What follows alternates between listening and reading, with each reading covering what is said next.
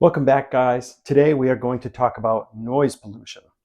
Several of my neighbors have brought up noise pollution as something they are concerned about if the city of Sanford allows my wife and I to build a campground in Sanford, Maine.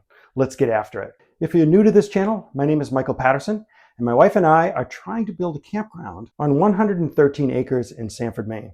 If you'd like to learn more about the process of building a campground and how we are trying to work with the neighbors who are trying to stop us, click subscribe and tap the bell so that you'll be the first to know when we post another video. When my wife and I announced that we wanted to develop a portion of our 113 acres next to our home on Sand Pond into a campground, the neighbors decided to try and stop us because, as one neighbor put it, "I have nothing against campgrounds, I just don't want one in my backyard," end quote. To be fair, the neighbors share some legitimate concerns about increased traffic, noise levels, and some will even make claims that it will increase crime and the amount of litter in our community. While I can't say that these concerns never come to fruition, I can say that the behavior you can expect from campers is based largely on how the campground is managed. Let's listen to one campground opposer explain to the Sanford City Council why she does not want a campground next to her seasonal cottage on Sand Pond in Sanford, Maine. It's not about a campground. It's not about Sand Pond. It's looking at all of Sanford and bringing in, I understand you want to bring in business. It's about the neighbors that currently exist and protecting us from excessive noise, air pollution, site protection. And I think that, looking at the environment is the density issue. So this neighbor is telling us that her opposition is not about the campground or about protecting Sand Pond. It's about excessive noise, air pollution, site protection, and she has environment concerns. So that might sound a little bit confusing. She said she has environmental concerns, but she said it isn't about protecting the pond. Okay, let's see if we can clear that up. This week, I'll cover noise pollution and air pollution, and then in another video, I'll talk about site pollution and environmental concerns. I've lived down the street from her cottage on Sand Pond for over 20 years.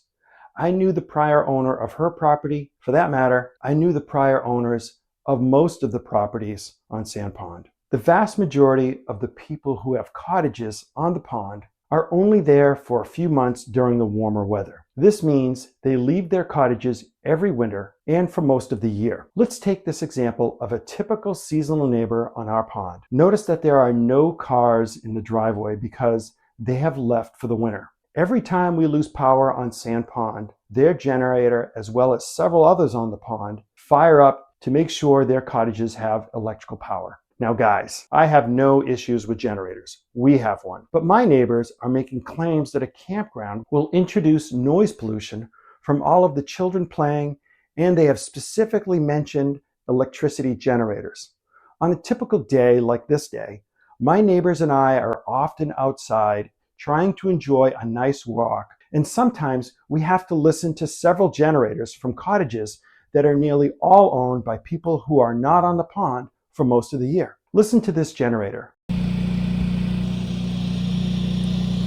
And here are some clips from other cottages on the pond that aren't being lived in during the winter.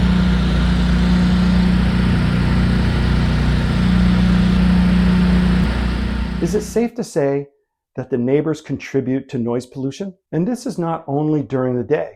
These generators run all night as well if power doesn't return. I want to point out that a well-run campground attracts quality people who respect neighbors and nature. Most campers are looking for a relaxing weekend. So if a neighbor starts getting unruly, other campers tend to speak up by either addressing the problem themselves or by calling campground management. Campgrounds have to maintain a peaceful environment or else they receive bad reviews online, and campers will not return to the park, which makes for bad business. Let's compare camper behavior for a moment to neighbor behavior. If a camper had a generator that was running excessively or too loud and bothering other campers, campground management could simply tell the camper to turn it off or to leave the campground. It's really that simple. Do you think I could walk up to a neighbor's house that is running a generator and ask them to turn it off because it is upsetting other neighbors? Of course not. It is safe to say that if the neighbor was home, They probably couldn't hear the neighbor's generators because their own generator is so loud. Leave a comment down below. I'd like to hear your opinion on this. Maybe you have an idea on how to address noise pollution. Remember, in the wintertime, the neighbors aren't even here to hear their own generators, but my family and others on the pond hear the generators whenever we lose power. We also hear the snowmobiles zipping across the pond. Let's take barking dogs as another example. This is a barking dog that has been making noise on our pond for the past few summers. Now that gets pretty annoying when you are trying to enjoy a nice day outside. In our town, a dog has to be barking for at least 10 minutes before animal control can do something about it. And if the dog isn't barking when the animal control officer shows up, nothing can be done. At a campground, when someone complains about a barking dog, we don't have to see if it barks for 10 minutes. Campground management can simply tell them to keep the dog quiet or they will be forced to leave the park. When trying to keep good relations with neighbors, asking a neighbor to stop their dog from barking isn't that easy.